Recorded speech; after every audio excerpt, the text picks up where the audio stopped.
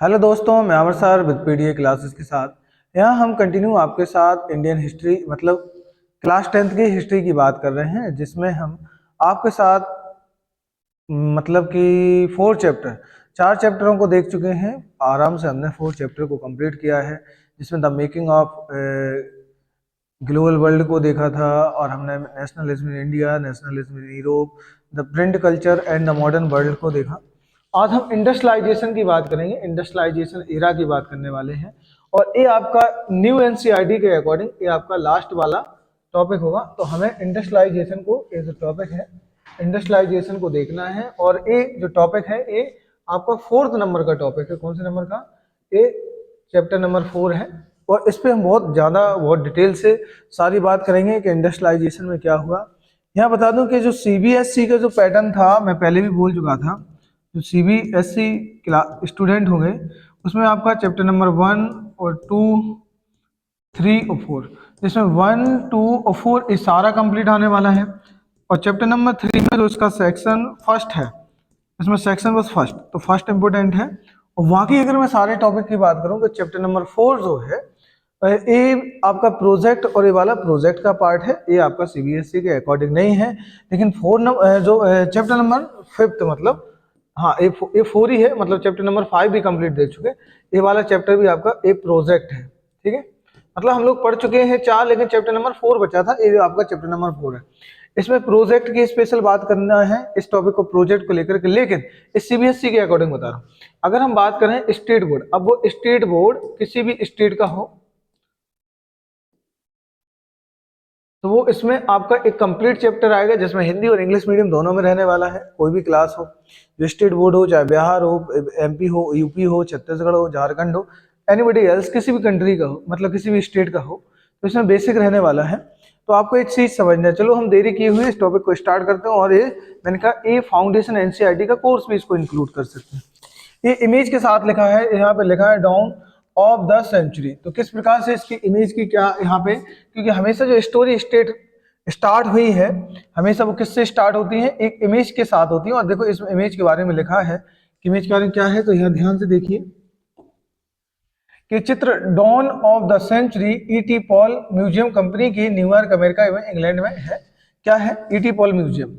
ET Paul museum company ने 1900 में संगीत की एक किताब प्रकाशित की थी, जिसकी जिल्द मतलब होता है ऊपर का जो कवर रहता है, जिसकी जिल्द पर जब दी गई तो तस्वीर में एक नई सदी का उदय, जिसका नाम था डॉन ऑफ द सेंचुरी कहा, जिसमें जो अभी आपको इमेज नंबर फर्स्ट, जो डायग्राम नंबर फर्स्ट, चित्र नंबर फर्स्ट देखा, ऐलान किया गया था। जैसा कि आप इस चित्र में देख सकते हैं कि तस्वीर के मध्य में एक देवी दिखाई गई है। देखो हमेशा वुमेन्स को जो दिखाया गया है, जबकि यहाँ पे वुमेन्स को कोई राइट्स नहीं था, लेकिन हमेशा जो एक लोगों के रूप में या इंडिकेशन के रूप में या सिंबल के रूप में जो यूज किया गया, वो वुमेन्स को ही यूज किया गया, और जिसको एक देवी का नाम दिया गया। जबकि बस नाम है किताबों में, एक्चुअल स्थिति ऐसी थी नहीं उस टाइम पे, ना तो राइट टू वोट, ना राइट टू एजुकेशन, ना राइट टू प्रॉपर्टी, किसी प्रकार का राइट्स, ना राइट टू इक्वलिटी, कोई भी ऐसा राइट नहीं था उस टाइम पीरियड। क्योंकि ये बात देखो कब की चल रही है, 1900 की, तो ये तब की बात है। इस प्रकार की किसी भी प्रकार की चीजों के राइट्स नहीं थे। जैसी तस्वीर है, यह देवी के हाथ में एक नई शताब्दी का ध्वजा लिए हैं, ध्वजा मतलब झंडा लिए हैं, और एक ध्वजा प्रगति का फरिश्ता दिखाई देती है, और उसका एक पांव पंखों वाले पहिए पर टिका है। जैसे यहाँ पे जो पंख है, ये आप इमेज में देख सकते हैं, दिखा रहे हैं, पंखों पर टिका हुआ है। यह पहिया समय का प्रतीक है। किसको डिफाइन कर रहा है? समय। तो ये टाइम को डिफाइन कर रहा है, और उसकी उड़ान भविष्य की ओर है। उससे पीछे उन्नति के चिन्ह तैर रहे हैं, जिसमें कि रेलवे, ये उन्नति के चिन्ह है, जो सिंबल है। तो ये है जिसमें कि रेलवे है, कैमरा है, मशीनें हैं, प्रिंटिंग प्रेस है, और आपका क्या है? कारखाना। तो ये सारी चीजें हैं कि रेलवे हो गई, कैमरा हो गया, मशीनें हो गई, प्रिंटिंग प्रेस हो गई, ये सारी चीजें उन्नति के जो यहाँ पे वही कंपोनेंट कह सकते हैं कि किस प्रकार से ये सारी चीजें देखो यह दिखाया गया है। ये देखो ये कैमरा दिखाया गया है, रेलवे वगैरह पूरा देखो, गाड़ी वगैरह, रेलवे सारी चीजें, यहाँ पे नाव वगैरह, शिप वगैरह दिखाए गए हैं। और इनके हाथ में ध्वज के रूप में किस प्रकार से चीजें दिखाई दे रही हैं। और यहाँ नीचे देखो पंखे की तरह जो समय का प्रतीक बताया गया है कि समय को किस प्रकार से आगे बढ़ रहा है। चलो हम बात करते हैं आगे की। इस इमेज का मतलब समझ गए होंगे कि इस इमेज अगर ऐसी आती है तो इमेज बना करके आपको पूछ सकता है कि ये इमेज किस चीज के बारे में डिफाइन करती है, किस चीज के बारे में यहाँ पे आपको बताती है। बात करते हैं यहाँ पे मशीन और तकनीक। मशीन और तकनीक की, मशीन और तकनीक का महिमा मंडन एक अन्य तस्वीर में भी और ज्यादा साफ दिखाई देता है। यह तस्वीर एक व्यापारिक पत्रिका के पन्नों पर 100 साल से भी पहले छपी थी। इस तस्वीर में दो जादूगर दिखाए, कितने दिखाए? दो जादूगर दिखाए गए हैं। और ऊपर वाले हिस्से में क्या, प्राच मतलब ओरिएंट, तो प्राच ओरिएंट इलाके का अलादीन है। वही बात है कि अलादीन के चिराग की तरह दिखाया गया। तो हम बात करेंगे किस प्रकार से बात की गई है।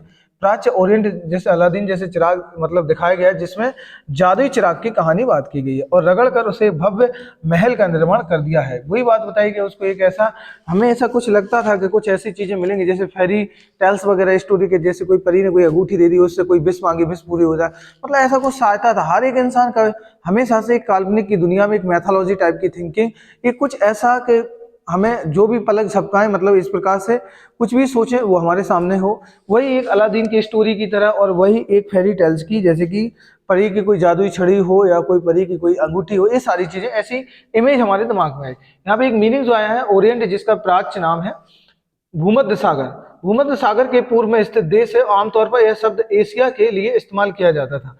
ये किसके लिए बोला जाता था? स्पेशल वर्ल्ड एशिया के लिए इस्तेमाल किया जाता है। और पश्चिमी नजरिए में प्राच्य इलाके पूर्वी, आधुनिक और पारंपरिक और रहस्य थे। क्या थे? ये रहस्य थे। अब रहस्य क्या थे, उन्हीं की हम बात यहाँ डिटेल से करेंगे, उनको टॉपिक को बहुत अच्छे से समझेंगे। देखो करते हैं हम बात। एक आधुनिक मैकेनिक है जो अपने आधुनिक औजारों से एक नया जादू, जैसे ये दिखाया गया, ये देखो कि किस प्रकार से अलादीन का चिराग की तरह यहाँ दिखाया गया कि हाथ में आपको चिराग दिखाई दे रहा है। हाथ में देखो चिराग दिखाई दे रहा है, इसको रगड़ के इसने जैसे ही रगड़ा, ये ओरिएंटल की तरह उसके सामने एक महल, एक भव्य सा ये महल की इमेज बनी हुई है। इस प्रकार से ये पूरा भव्य सा एक महल बन करके तैयार हो गया है। दूसरी इमेज यहाँ देखो किस प्रकार से पूरी टेक्नोलॉजी दिखाई गई है कि एक यहाँ मशीन है तो बड़ी बड़ी इंडस्ट्रियां, बड़ी बड़ी चीजें, ये बड़े बड़े शिप, ये सारी चीजें दिखाई गई। वही बात है कि एक स्टोरी दिमाग में थी ओरिएंट की तरह, मतलब कि एक इमेजिनेशन टाइप की, और एक थी जिसपे लोगों ने मेहनत करके उस पर साइंस ने, मतलब तकनीक ने काफी ज्यादा डेवलप किया और ये सारी चीजें पाई। ठीक है, आधुनिक औजारों के साथ एक जादू रच रहा है, और पुल है, पानी है, जहाज। वही बात की क्या कि पुल, पानी, जहाज और मीनार गगनचुंबी इमारतें बनाता। अलादीन पूरब और अतीत का प्रतीक है, जो मैकेनिक पश्चिम और आधुनिकता का है। बात वही आगे क्या कह रहे हैं कि एक आधुनिक मैकेनिक है जो अपने आधुनिक औजारों में से एक जादू की तरह, आधुनिक औजार में जैसे ये दिखा रहा है, इसका आधुनिक औजार है जो मॉडर्न इसका वेपन्स वो है, और किस प्रकार से बड़ी बड़ी इमारतें हैं, ये ऊंची ऊंची मीनार है, ये पुल दिखाई दे रहे हैं, ये शिप दिखाई दे रहे हैं, ये सारी चीजें उसमें बताई गई हैं। और वहीं अलादीन के पूरब और अतीत का प्रतीक है। पूरब और अतीत का प्रतीक क्या है कि मैकेनिक पश्चिम और आधुनिकता का प्रतीक है, जो पहले वेस्टर्न है उसका प्रतीक है। ये तस्वीरें आधुनिक विश्व की विजय गाथा कहती है। इस गाथा में आधुनिक विश्व द्रुत तकनीक बदलाव का आविष्कार और मशीनों और कारखानों और रेलवे, किसकी मशीनों, कारखानों, रेलवे और आविष्कारों, इन बासपोतों की दुनिया के रूप में दर्शाया गया है। इसमें औद्योगिकरण का इतिहास विकास की कहानी के रूप में सामने आता है। आधुनिक युग में तकनीक प्रगति भव्य युग के रूप में उभरता है। अब ये छवियां, जितने भी इमेज हैं, ये छवियां हैं जो वो इस संबंध लोक मानस का हिस्सा बन चुके हैं। क्या आप भी इस तेज औद्योगिकरण की प्रगति और आधुनिकता के काल में के रूप में भी देखते हैं? क्या आपको नहीं लगता कि ये रेलवे, ये फैक्ट्रियां और ये निर्माण, गगनचुंबी इमारतों और पुलों का विस्तार समाज के विकास का द्योतक हो सकता है? यहाँ पे ये बात कर रहा है कि किस प्रकार से समाज का द्योतक हो सकता है, जो रेलवे है, जो फैक्ट्री है, इस सारी चीजें कैसे ये जो डेवलपमेंट है उसकी बात कर रहा है। ये आप देख सकते हैं कि दो जादूगर हैं, एक ऊपर दिखाया जो अलादीन का चिराग रगड़ रहा है, एक में एक मॉडर्न वेपन्स है जिसके द्वारा ये सारी चीजें बना ली गई है। ये सारी स्टोरी बताई तो आप ये इमेज से समझ गए होंगे। अब बात आती है कि ये छवियां किस प्रकार विकसित हुई। तो ये सारे क्वेश्चन आप लिख सकते हो कि ये सारी जो इमेज आ रही थी कहाँ से आई। दूसरा क्वेश्चन है यहाँ पे लिखा है कि इस सब जो छवियों से जो हमें सीखने को मिला है वो क्या सीखने को मिलता है, और उस समय की किस प्रकार की स्टोरियों को शो करता है। तो सबसे पहले तो क्वेश्चन यही पे यहाँ पे क्वेश्चन बनना स्टार्ट हो जाएगा कि ये छवियां हैं जो ये इमेजेस है क्या दिखाती हैं, और इन विचारों से हमारा क्या संबंध है, इनसे हमारा क्या लेना देना है। क्या औद्योगिकरण के लिए तीव्र तकनीक विकास हमेशा जरूरी होता है? कि अगर हमें इंडस्ट्रियलाइजेशन सिस्टम चाहिए तो क्या हमें एक स्पीड में डेवलपमेंट की जरूरत है?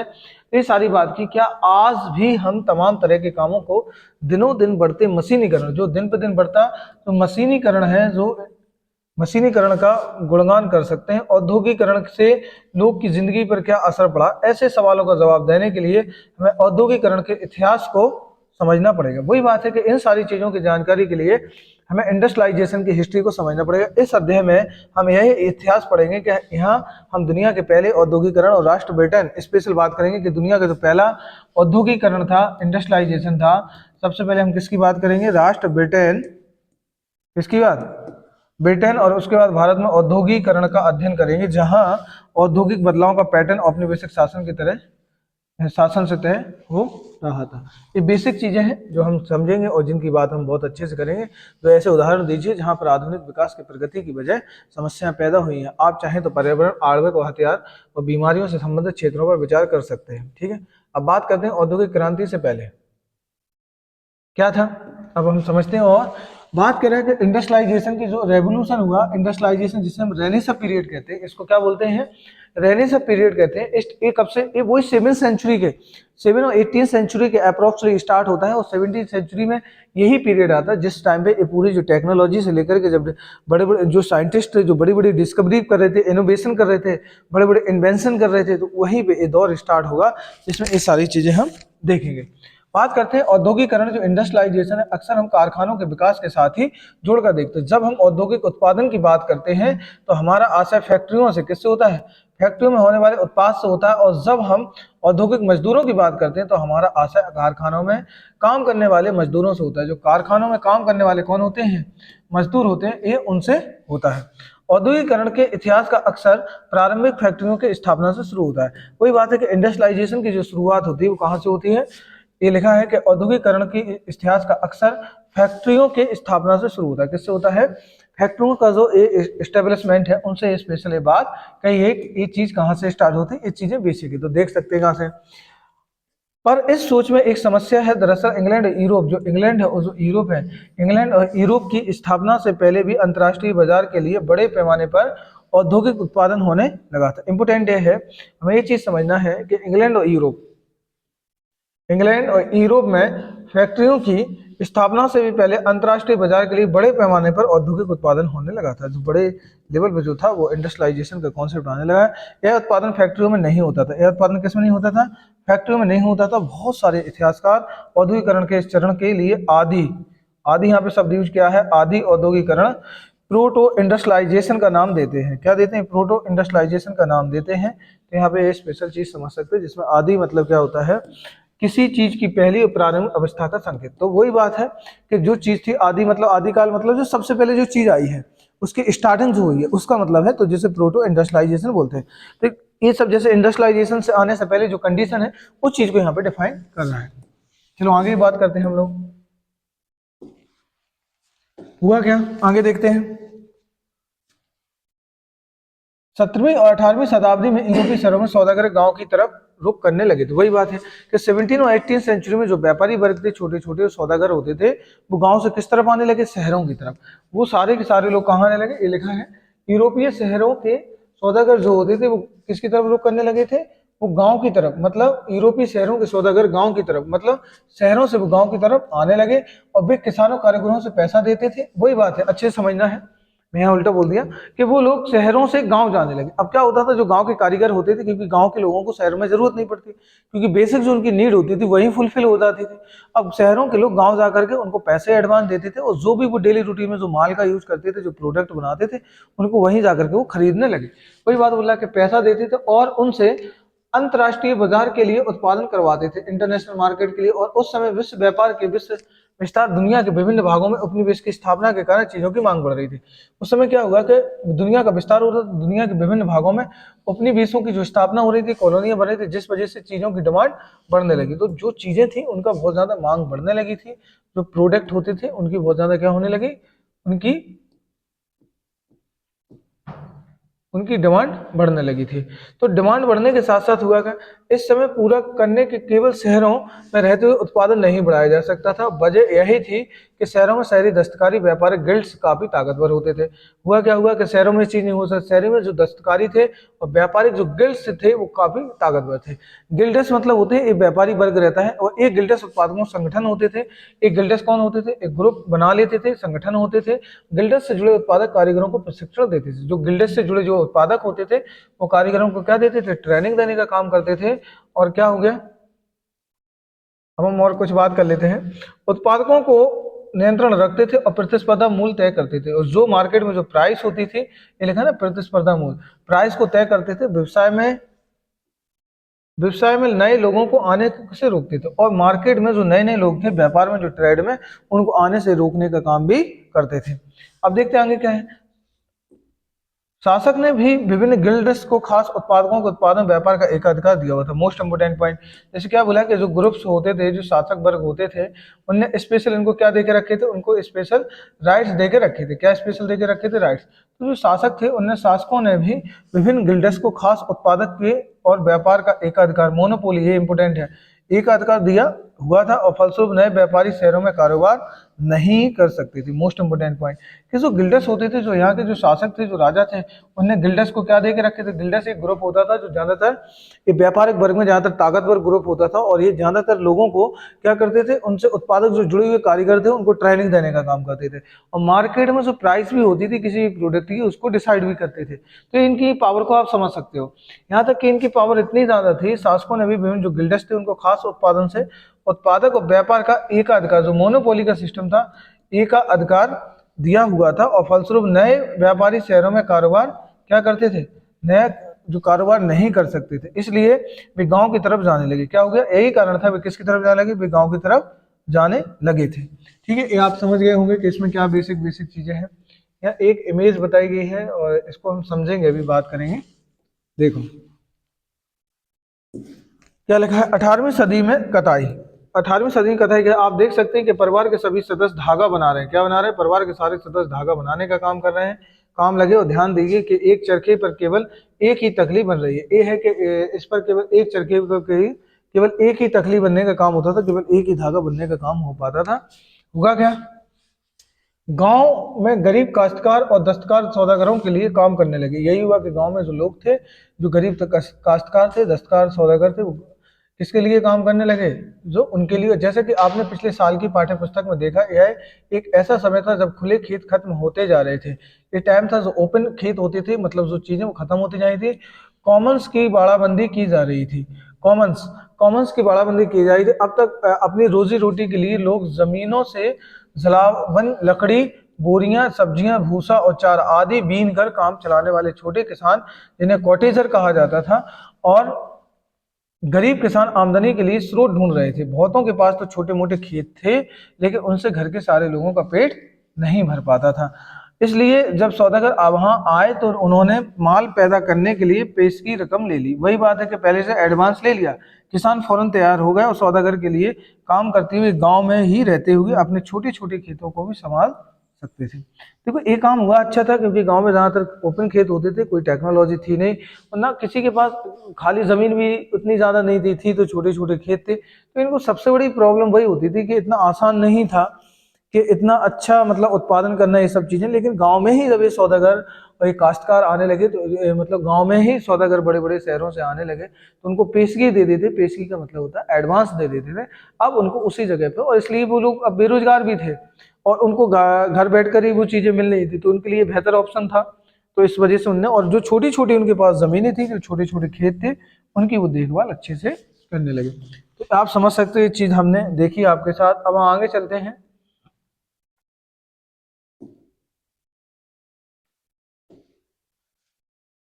इस औद्योगिक उत्पादन से होने वाली आमदनी को इस औद्योगिक उत्पादन से होने वाली आमदनी की खेती के कारण समृद्धि आय में बड़ा सहारा दिया। उन्होंने पूरे परिवार के श्रम और संसाधनों के इस्तेमाल का मौका भी मिल गया। इस व्यवसाय से शहरों गांव के बीच एक घनिष्ठ संबंध विकसित हुआ।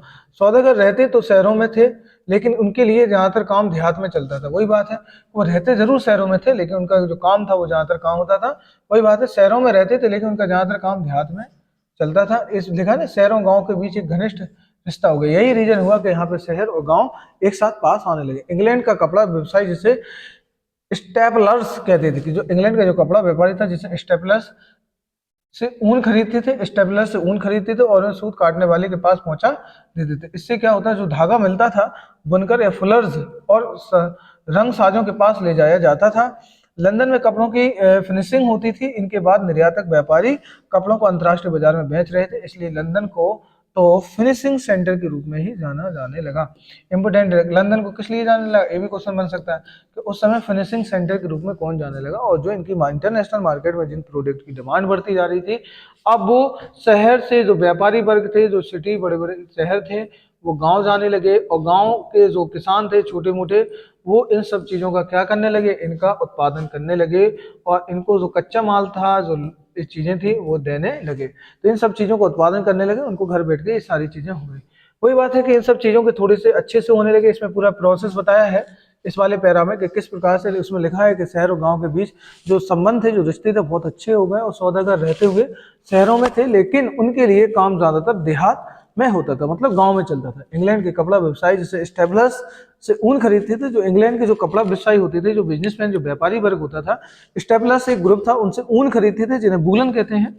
ऊन खरीदते थे और उसे सूत काटने वालों को पास पहुंचते थे, जो सूत काटने का काम करते थे, उनके पास पहुंचा देते। इससे धागा मिलता था, जो धागा में मिलता था उसे बुनकरों, फुलजर्स और रंग साजों के पास ले जाया जाता था। लंदन में कपड़ों की फिनिशिंग होती थी। तो वही यहाँ पे बात की कि लंदन में क्या होती थी, कपड़ों की क्या होती थी, यहाँ पे लंदन में कपड़ों की फिनिशिंग होती थी। इसके बाद निर्यातक व्यापारी कपड़ों को अंतर्राष्ट्रीय बाजार में बेच देते थे, इसलिए लंदन को तो फिनिशिंग सेंटर के रूप में ही जाना जाने लगा था। अगर बात करें कि आदि आदि मतलब जो इंडस्ट्रियलाइजेशन के जो पहले का टाइम था, आदि औद्योगिक व्यवसाय के व्यावसायिक आदान प्रदान के नेटवर्क का हिस्सा थी, और इस सौदागरों का नियंत्रण था कि चीज़ों को उत्पादन कारखानों की बजाय घरों में होता था, क्योंकि यहाँ का जो चीज़ें जो प्रोडक्शन की जा रही थी वो कारखानों में ना होकर कहाँ हो रहा था, घरों में। वही बात है कि अभी हमने बात की कि किस प्रकार से गाँव में इन चीज़ों का प्रोडक्शन उत्पादन किया जा रहा था, तो इस चीज़ आप यहाँ पे समझ सकते हैं। फिर बात करें उत्पादन के प्रत्येक चरण में जो सौदागर थे वो 20 से 25 मजदूर को काम करवाता था। जो सौदागर होता है, इसका मतलब यह था कि वह कपड़ों के हर सौदागर के पास सैकड़ों मजदूर काम करते थे। वही बात है, अभी आप समझ सकते हो कि हर एक बंदे के पास, सौदागर के पास 20 से 25 मतलब कि 20 से 25 मजदूर काम करते थे या करवाता था। इसका मतलब यह है था कि कपड़ों के जो हर सौदागर के पास सैकड़ों मजदूर काम किया करते थे। अब आता है स्टेपलर। अगर मैं बात करूं कि स्टेपलर की, देखो, ऐसा व्यक्ति जो रेसों के हिसाब से ऊन को स्टेपलर या स्टेपल करता है या छांटता है, छांटने का काम को स्टेपलर कहते हैं। वही यहाँ बोला कि कपड़ा व्यवसायी स्टेपलर से ऊन खरीदता था, क्योंकि वो इसको क्या करते थे, छांटने का काम करते थे। जो रेसा होते थे, जो धागे होते हैं, उनको छांटने का काम करते थे। कौन छांटने का काम करते थे? स्टेपल। स्टेपल करता था या फिर छांटता था, उससे छांटता। फुलर किन्हें कहते हैं? ऐसा व्यक्ति जो फुल करता था, यानी कि चुन्नटों के सहारे कपड़े की समेटता था। जैसे साड़ी में चुन्नटे लगाते हैं या धोती जो पहनते हैं जैसे साउथ में, उनमें चुन्नटे लगाए जाते हैं। और भी ऐसे कपड़े हैं जिनमें चुन्नटे लगाने का काम, हाँ, जैसे आप पगड़ी देखोगे तो पगड़ी में भी कुछ चुन्नटे बनाने का काम किया जाता है। और भी ऐसे कपड़े आजकल, ऐसे बहुत सारे ऐसे कपड़े आ रहे हैं जिनमें उनकी सलवटें बनाई जाती हैं, उनको बोलते थे, क्या बोलते थे उनको? चुन्नटे, जिसको फुलर बोलते थे। ये लिखा ना, फुलर बुनकरों को रंग साजों के पास ले जाया जाता था, वही बात। फिर कार्डिंग मतलब यह प्रक्रिया जिसमें कपास और ऊन आदि रेशों को कताई के लिए तैयार किया जाता है। तो कार्डिंग, ये तीन बौके याद रखना, स्टेपलर क्या है, फुलर क्या है और कार्डिंग क्या है। ये पूछ सकता है, 3-3 मार्क्स में क्वेश्चन आ सकते हैं, 3-3 मार्क्स में। और बेसिक भी है कि कार्डिंग आ जाए, स्टेपलर्स आ जाए, और आपके क्या आ जाए, स्टेपल या स्टेपलर। फुलर क्या है? फुलर मतलब होता है चुन्नटों के सहारे या कपड़ों की समेटता था। ये बेसिक चीज है। अब आगे चलते चलो, इतनी बात कर लेता हूँ। ये मैंने बात की, यहाँ से आपका 1.1 स्टार्ट होगा। इसको मैं अगले सेक्शन में लेता हूँ, मतलब कि नेक्स्ट पार्ट में। अभी की वीडियो की लेंथ ज़्यादा ना हो तो हम बहुत आपके साथ स्मूथली बहुत शॉर्ट टर्म की वीडियो लेके आएंगे, जिसमें आपको बोरिंग भी फील ना हो और छोटी छोटी चीज़ें समझते जाए। तो हमने यहाँ ये समझा किस प्रकार से एक देवी थी, देवी ने ये सारी चीज़ें बताई कि उसके आसपास पूरे रेलवे से लेकर के पूरे टेलीफोन से लेकर के और भी चीज़ें जो उसको दिखाई गई थी, वो सारी सारी डेवलपमेंट की ओर। और उसको जो टाइम को दिखाया गया है, समय को एक पंख के रूप में प्रतीक करते हुए दिखाया गया। फिर स्टोरी हमने देखी थी किस प्रकार के अलादीन के चिराग से लेकर के और मॉडर्न एक टेक्नोलॉजी, ऐसा हथियार है जिसमें पानी से लेकर के और शिप से लेकर पुल और रेलवे नेटवर्क, बड़ी बड़ी बिल्डिंग से लेकर के सारी चीजें शो हुई। फिर इंडस्ट्रियलाइजेशन का टाइम बताया कि किस प्रकार से शहर के जो सौदागर थे, जो व्यापारी वर्ग थे, वो गांव जाकर के कांटेक्ट किया, और कांटेक्ट करने के बाद उन्होंने गांव वालों की मजबूरी थी, जो देहात में लोग रहते थे उनके पास इतना अच्छा रोजगार नहीं था, ना ही इतनी अच्छी उनके पास एग्रीकल्चर लैंड थी, लेकिन उनको घर बैठ के एक अच्छा मुनाफा, मतलब कि घर बैठ के ही रोजगार मिला। इसके लिए उन्होंने हामी भर दी, जिसके लिए सौदागर ने उनको एडवांस में पैकेट, मतलब कि एडवांस में पैसे दे दिए। अब ये चीजें थी और गांव और शहर का संबंध अच्छा हो चुका था, और किस प्रकार से यह पूरा उत्पादन प्रोडक्शन होने लगा। अब यहाँ पे इंपॉर्टेंट पॉइंट ये थे कि यहाँ पे कोई बड़ी फैक्ट्री या कोई बड़ा इंडस्ट्री नहीं थी जो इन सारे प्रोडक्ट को क्या कर रही थी, प्रोडक्शन कर रही थी। अभी ज़्यादातर ये चीज़ें गांव में ही तैयार हो रही थी। तो मैं ऐसी आशा करता हूँ कि ये आप आराम से ये इतना प्यारा समझ गए होंगे।